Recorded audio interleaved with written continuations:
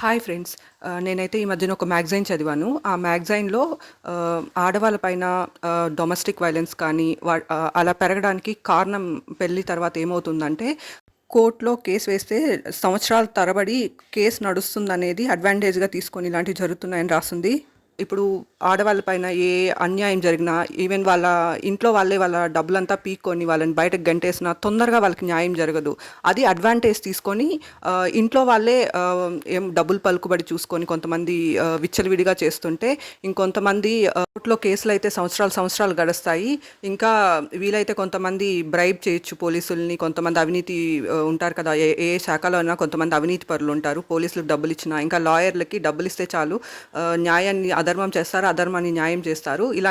ఇలాంటి వాళ్ళు ఉన్నంత కాలం మాకు ఏ డోకా ఉండదనైతే ఆడవాళ్ళ పైన అకృత్యాలు చేయడం అయితే జరుగుతుంది. దీనికి సొల్యూషన్‌గా అయితే ఆ మ్యాగజైన్‌లో వాళ్ళు ఇచ్చిన సలహా ఏంటంటే, ఎక్కువ ఫాస్ట్ ట్రాక్ కోర్ట్స్ అంటే న్యాయం తొందరగా జరిగేలాగా ఆడవాళ్ళకి ఎక్కువ ఫాస్ట్ ట్రాక్ కోర్ట్స్ కానీ పెట్టారంటే మాక్సిమం డొమెస్టిక్ వయలెన్స్ ఆడవాళ్ళ పైన అకృత్యాలైతే తగ్గుతాయని రాసుంది. తొందరగా న్యాయం జరుగుతున్నప్పుడు వాళ్ళు చేసే అకృత్యాలు కూడా తగ్గుతాయి. ఇంకొంతమందయితే ఆడవాళ్ళని ఈవెన్ ఒక 60 ఇయర్స్ వచ్చేంత వరకు వాళ్ళ దగ్గర ఇంట్లో పనులన్నీ చేయించుకొని, ఆ తర్వాత ఒక 70స్‌లో అలాగా వాళ్ళకేదైనా హెల్త్ ఇష్యూ వచ్చినా పట్టించుకోకుండా వాళ్ళని వదిలేస్తున్నారు. నేను మా సరౌండింగ్‌లో ఒక కేస్ విన్నాననమాట.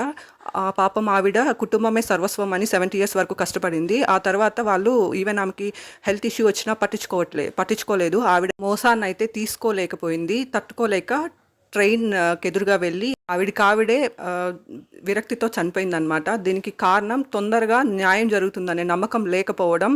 ఎక్కువ ఫాస్ట్ ట్రాక్ కోర్ట్స్ కానీ అవైలబిలిటీలో ఉన్నాయంటే ఇలాంటి వాళ్ళ ఎంతోమంది చావులు తప్పుతాయి. తొందరగా న్యాయం జరుగుతుందనే నమ్మకం కలిగిచ్చిన రోజు ఇలాంటి చావుల నుంచి ఎంతోమందిని కాపాడొచ్చు.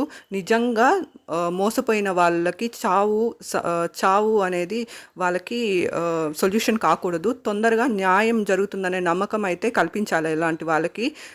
ఆడవాళ్ళు చాలా వీక్‌గా ఉన్నారనైతే వాళ్ళపైన అకృత్యాలైతే చాలా జరుగుతున్నాయి. Thank you for watching my video. Thank you.